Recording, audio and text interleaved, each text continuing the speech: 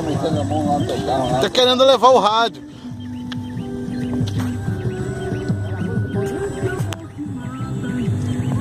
Porra, isso tá batendo seu fone.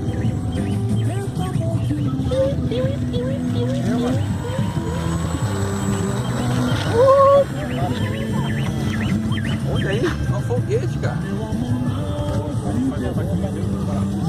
Voo do aero do Elias, olha aí. Era Elias? Pega, moleque, olha. Pega logo o dedo, solta a porra desse cigarro aí. Vai lá no doutor. Ele largava logo o cigarro, os caras logo nervoso aqui no rádio. Tem uma passagem por aqui, hein? Vai lá.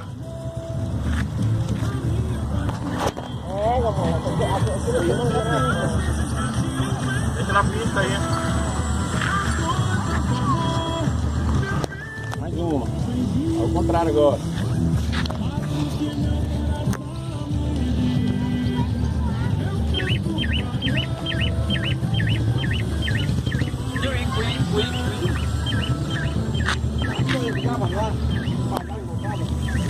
Esse cara é foda, velho.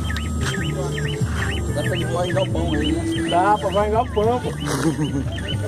É mansinho ele. É mansinho. Eu acho que ele é igual o teu, Luciano. Com certeza. Domingo eu vou trazer. Chegando ou não a peça, eu vou trazer ele pra cá. Meu amigo disse que o avião tá excelente, falta só um taquinho atrás de 5 milímetros. Ele tá me dizendo que eu tenho 5 milímetros. Olha, toque roll. Bem, tá na mesa.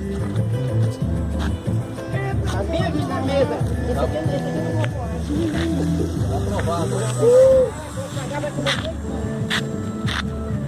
eu não gosto dele. Ei, Paposo, tá R$200 aqui, viu? R$200 no avião já.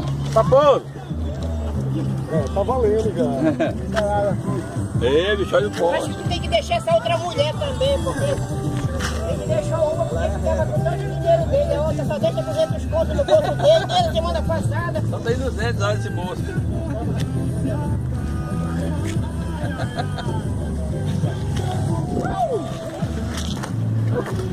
Aê!